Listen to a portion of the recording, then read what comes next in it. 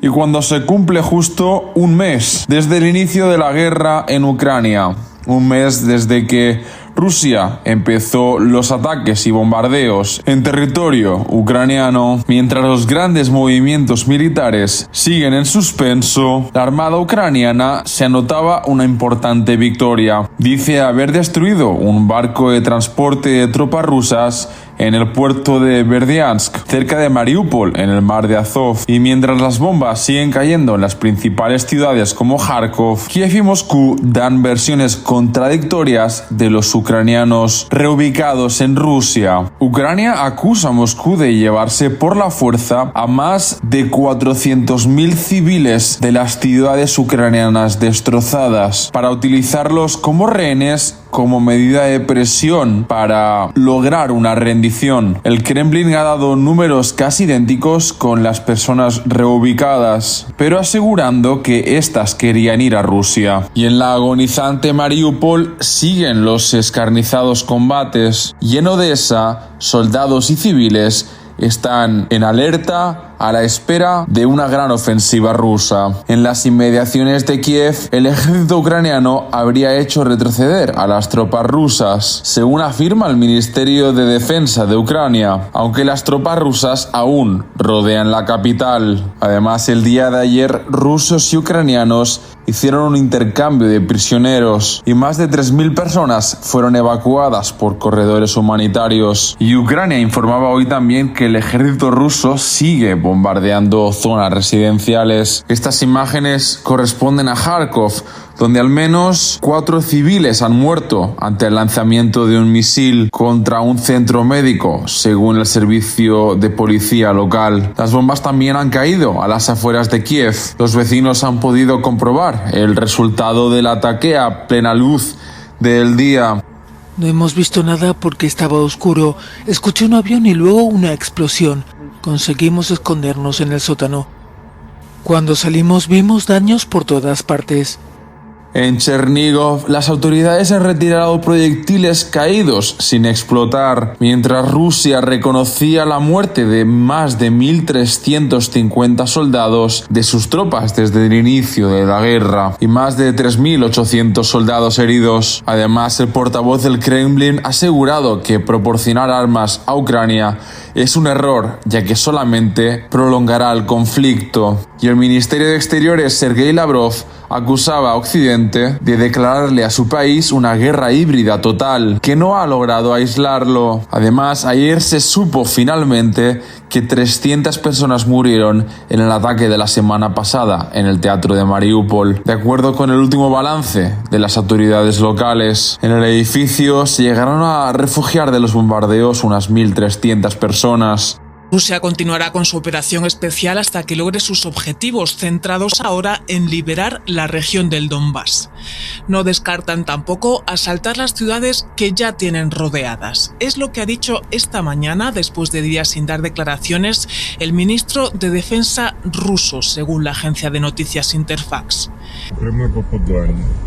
De momento Ucrania resiste, pero en el intento del ejército ruso de hacerse con ciudades como Kiev u Odessa, deja un rastro de devastación por el camino en ciudades cercanas como Chernigov, Mykolaiv o Mariupol.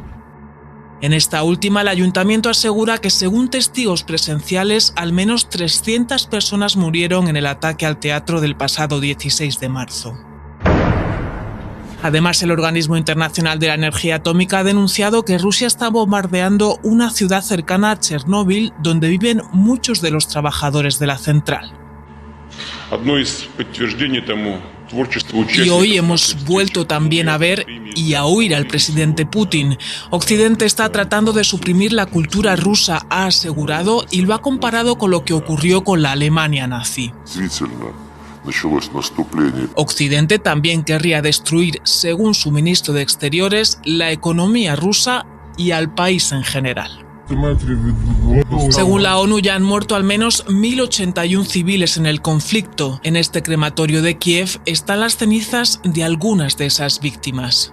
Se sabe porque el 3 se repite en la mayoría de las urnas. Hace referencia al mes en el que llegaron, marzo. La muerte se acumula mientras los familiares que tendrían que hacerse cargo de estos restos o están ya lejos o luchando por sobrevivir. Por el otro lado, tras la primera reunión de la OTAN, todos los líderes han querido mostrar una clara sensación de unidad. Putin ha conseguido exactamente lo contrario de lo que pretendía al invadir Ucrania.